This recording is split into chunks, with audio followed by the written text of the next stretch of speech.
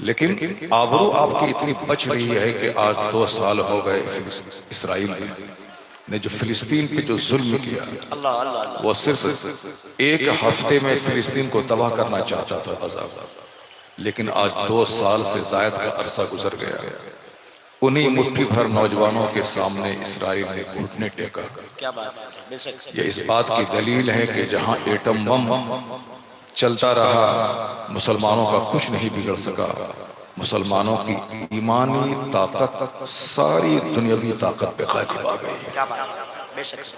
تو آپ کی عزت ایمان سے ہے، آپ کی عزت مسجدوں کی آبادی سے ہے، آپ کی عزت آپ کی ماں بہن بیٹی کی پردے کی زندگی سے ہے، آپ کی عزت رسول پاک سے سچی محبت کرنے کی وجہ سے۔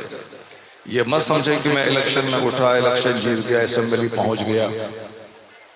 11 مسلمان نہیں، 500 مسلمان اگر پہنچ جائیں پارلیمنٹ اور 200 سے زائد پہنچ جائیں اسمبلی، جس حالت میں مسلمان ہیں کچھ بھی نہیں ہونے والا۔ سیمانچل کی سڑکیں بن جائیں، سیمانچل کے سارے گھر پختہ کا بن جائے، سیمانچل کے سارے گھروں میں اے سی لگ جائے، اللہ کی قسم یہ کامیابی نہیں ہے۔ کامیابی یہ ہے کہ سارے مسلمان پکا محمدی بن جائیں، محبت کے ساتھ سب مصطفیٰ کے غلام ہو جائیں۔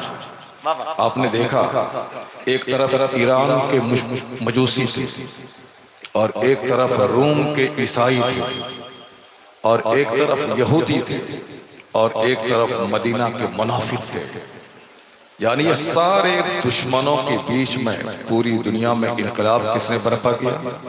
ایک کھجور چوسنے والے نے، اپنے کاندھے پہ گھر لے کے چلنے والا، بکری چرانے والا، جس کو کئی دن تک روٹی میسر نہیں ہوتی تھی، مگر ایمانی طاقت اتنی تھی کہ پورے ایران کا جغرافیہ بدل ڈالا، پورے روم کو ہلا ڈالا، پوری دنیا پہ اسلام کا دبدبہ، اسلام کا غلبہ ہوا۔ آج ہمارے پاس جو اسلام پہنچا ہے یہ انہی فاقہ کشوں کی محنتوں کا نتیجہ، ان کے سجدے میں طاقت تھی۔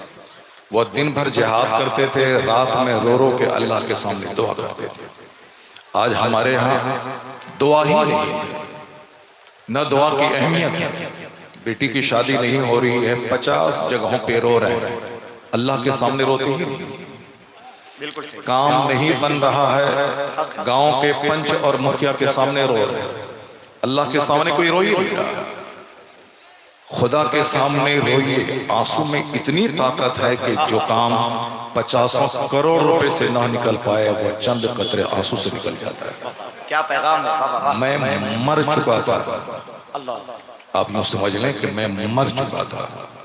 روزانہ 35 لاکھ لوگ سالانہ انڈیا میں ہارٹ اٹیک سے مرتے ہیں، اور ڈاکٹروں کے سروے کے مطابق ہر 9 منٹ میں ایک بندہ ہارٹ اٹیک سے مر رہا ہے۔ ابھی بمبئی، بنگلور وغیرہ میں نوجوان انجینئر بائک سے چل کے آفس جاتے ہیں، جلدی سے آفس پہنچنا ہے، ٹائم پہ پہنچنا ہے، اسپیڈ میں چلے، بائک لگایا، چکر آیا، گرے، فوراً سڈن ڈیتھ، اچانک موت۔ یہ قیامت کی نشانی ہے۔ حدیث میں آیا ہے کہ اخیر زمانے میں فالج کا مرض عام ہو جائے گا۔ پہلے 50 گاؤں میں ایک آدمی کو لقوہ کی بیماری ہوتی تھی، لیکن آج ہر گاؤں میں 2 4 10 لوگوں کو فالج کی بیماری ہوتی ہے۔ 1400 سال پہلے آپ کے پیغمبر نے کہا تھا کہ جب دیکھنا کہ فالج کی بیماری عام ہو جائے اور جب دیکھنا کہ اچانک موت، سڈن ڈیتھ عام ہو جائے تو سمجھ لینا اب قیامت قریب آ گئی ہے۔ یہ قیامت کی نشانی ہے کہ سڈن ڈیتھ، اچانک، ارے وہ تو میرے ساتھ ابھی چائے پی رہا تھا، یہاں چائے پی رہا تھا مگر 5 منٹ کے بعد اس کے مرنے کی خبر آ گئی۔ ارے وہ تو ابھی میرے ساتھ بازار میں تھا، اچانک موت آ گئی۔ اس لیے کسی بھی وقت موت آئے گی آپ کی، اس کے لیے آپ تیار رہیں۔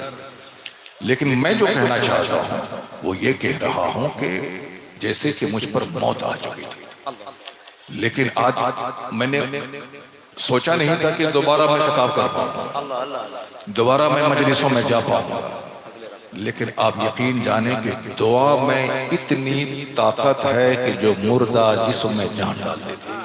سبحان اللہ بولیے۔